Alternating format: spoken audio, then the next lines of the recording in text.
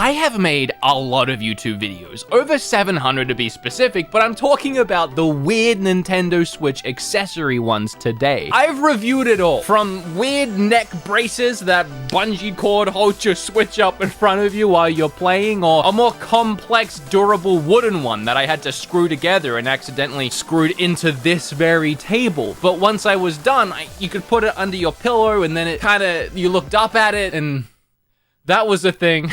But it doesn't stop there. Switch knives, pointless sun visors, and about every kind of Nintendo Switch dock shape you can imagine. But a question I get asked a lot. Okay, with two questions. One, do I actually use any of that stuff still outside of the videos where I laugh at them? And the answer is no. I laugh at all of those for a very good reason. The other question is, okay then, so what Nintendo Switch accessories do you actually use? Which accessories can you not live without? Which ones are the absolute best ones? The Switch is almost 5 years old, so suffice to say, we've probably seen the best accessories come and go. Well, actually, maybe not, because this released about a week ago. I have been looking forward to something like this releasing for the last 5 years, and this right here is the best Nintendo Switch controller yet. Actually, I'm making this entire video because of this thing. I needed a reason to talk about it, so we're gonna save it to the end, but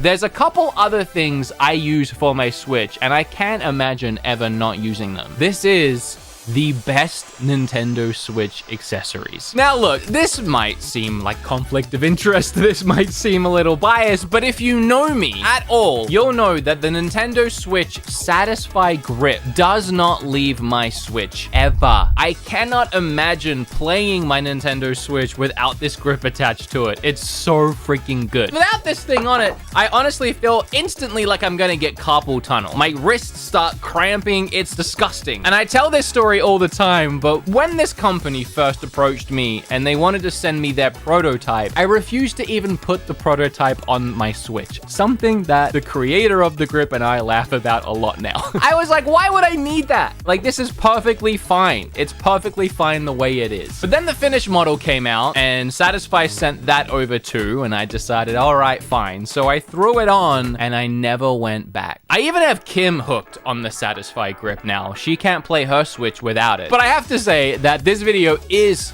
sponsored by Satisfy, which is a good thing.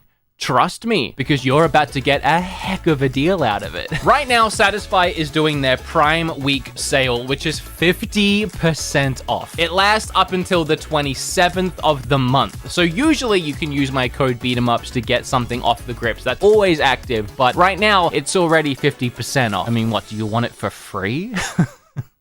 I mean, yeah, probably, but that's still really good. If you could, and you decide to grab one, still put in my code BeatEmUps, and click the link in the description, because it still tells them that I sent you. They have not given me anything to say. There is no script, there is no words. I'm literally about to review this thing, because it is the main Switch accessory that I can't live without. It would be in this video whether or not it was sponsored by Satisfy. Thankfully it is. Works out great for me. The reason why I love the grip so much is the giant handles, the comfortable rubber handles on the back of it. I mean, for one, you comfortably wrap your hands around it, but it jaunts your palms out so that your thumbs end up coming in at this nice, like 45-degree angle, and you just sit super comfortably while you hold it, almost like it's a really long PlayStation 4 or PlayStation 5 controller. I can't even describe how comfortable it is. It's just comfortable. Like the best of the best game controllers in your hands. When you're not using the grip, your palms are right up against the butt of this thing, but the thumbsticks are right here, like right next to where your palms sit. If I was actually to hold the Switch comfortably, it's like this, right? This is so uncomfortable. There is no good way, especially with my giant man hands. You just kind of have to hover the Switch in your hands. It's hard to explain, because if you're used to it, you might be used to it, but as soon as you throw this on, it's like a whole new world. Also, if you hate the kickstand,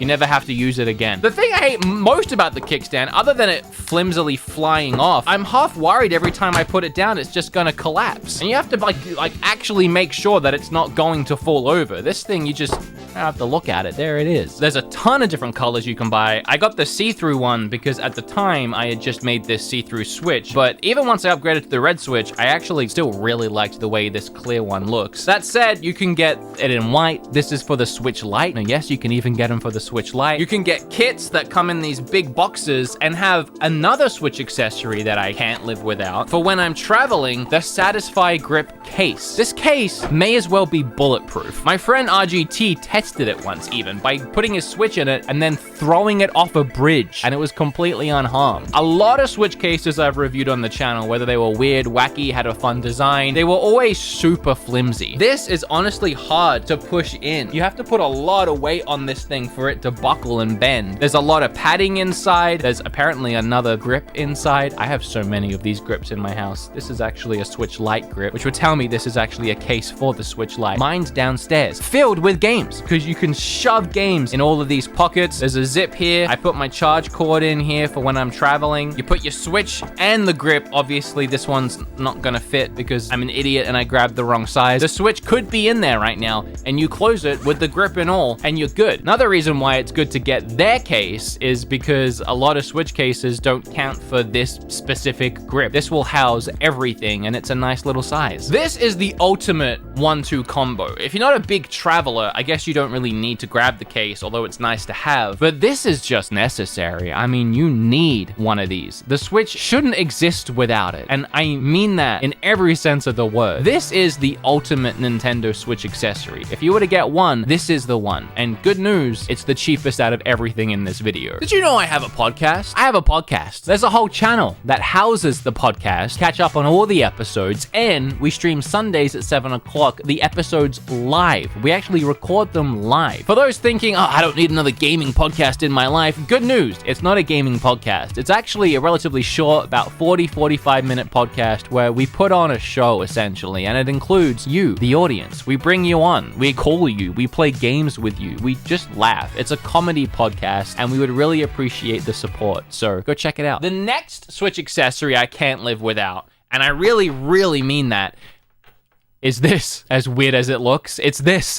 This is the M cable. I've had it for so long now, I lost the original box that it came in, so you're gonna have to imagine. I've talked about it one time before briefly in my Xenoblade Chronicles remake, remaster, whatever review. Essentially, you plug it into your dock, you plug it into your TV, it's HDMI cord. You also need to plug the USB in somewhere to give it power, because this bad boy, this HDMI bad boy, needs some juice. It takes your games and it, for lack of a better word or term, makes them look better. No matter what TV or monitor you're playing on, but I game on a 4K TV, and one of the worst things about the Switch is so many of the games don't even hit 1080p even once you dock them. They're still like 720. And stretching that up on a 4K TV, you get those really rough, jagged edges, and this just smooths those out so much, as well as adding in a ton of contrast, a ton of color, blacks, boosting the look of the games. The cable does is it essentially adds anti-aliasing to your games. You can use it on any of your consoles, but I don't think you'd see much of a difference in any of the other consoles like the PlayStations and the Xbox. I'd say this thing is really good for the Switch, and then even retro consoles too. If you are looking to use it on those bigger consoles though, it has 1 millisecond per frame speeds up to 120 FPS. It upconverts HD or 4K game content, upscales native rendered resolution up to Super HD at 120 FPS or 4K at 60 FPS, improves image depth, contrast, and color rendering, analyzes every single pixel and adjusts it for an ultimate image, and performs contextual anti-aliasing, eliminating jagged edges and shimmering textures without creating blurry artifacts. This is so good for Switch, because if you've ever played a Switch game or one of the bigger AAA games or one of the ports that come from other consoles, the thing you'll notice is that classic Switch look of things looking rough around the edges, jaggedy, pixelated, maybe even muddy, and this cable goes a long way to clear up a lot of those issues. A lot of games that almost make it to looking good on Switch, this just boosts it the rest of the way. The cable does the work that the Switch and the dock doesn't have to, so it adds no extra pressure on the consoles, and it just does it on its own artificially. It's really impressive. It's a similar technology that Sean and I talked about with the Switch Pro, how the GPU in a possible Switch Pro would essentially do what this cable does, just artificially upscale to 4K rather than actually upscale to 4K, which is a huge strain. It just artificially does it, making it so when you stretch up that image of a 720 game onto a 4K TV, this goes to work trying to smooth that out rather than it just being raw on the screen. You get what you're given and it looks awful. But don't confuse it with the M Classic.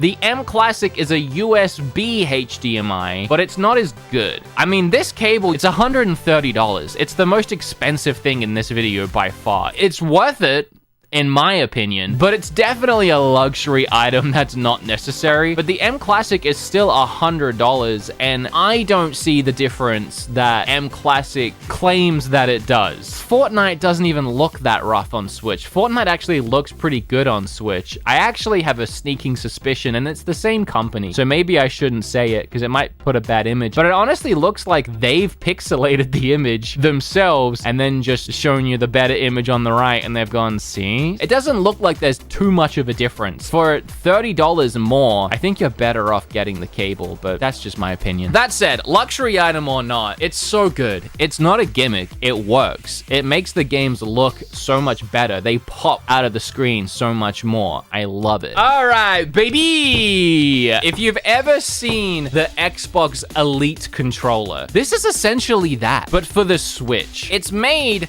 by Power A, the same company that's made a ton of really neat Switch controllers. They've all been really quality. A lot of them are on the cheaper end, a lot of them on the more expensive end. Power A does a lot of different stuff. The one controller they did before this that would have been in this video if it wasn't for this new thing, there was a wired controller that was essentially a Pro controller, but it had an audio jack on the bottom, and it was the only Nintendo Switch controller that had an audio jack, but it was wired. It was also pretty cheap. It was around like the $20, $30 mark. This is $100, but it's wireless. It has an audio jack. So it's the first wireless Switch controller with an audio jack. But on top of that, there are so many more features this thing has, and it's heavy and it's amazing. Just like the Elite controller, it comes in its own carry case. This might also be a little overkill. We are talking about the Switch here, right? A few $100 portable gaming system that isn't really a Pro Elite best of the best gaming system, and yet here we are with a $100 controller, $130 cord, but hey, it is so nice. It feels nicer than any other controller I've ever held. Maybe other than the actual Elite controller, which I do really like the Xbox Elite controller, but this is amazing. Everything about it feels really quality. Oh, I don't even know where to begin. These buttons feel the most different. They feel more heavy duty. Like they feel weighted to push in. They're not flimsy like really every other button on anything Switch. Just like the Elite controller, there is a way to take out these thumbsticks because you can switch them with these larger thumbsticks. Not that I know why you would, unless you just have really long thumbs. I've always found the default size for thumbsticks to be pretty comfortable. Oh, this is interesting. So you can actually take off the back paddles if you don't want them and just close it up with a backing pad, and then you just have a nice comfortable controller if you have no intention of using those. I actually like that. Again, with the Elite controller, you can take them off as well, one at a time, but that's pretty neat. It's pretty heavy, probably about twice the size of an actual Pro controller. It just looks so nice. So there's a really long charge cord, who cares? Also, an extra faceplate, which looks like it's just magnetic. So I might be able to just snap this one off.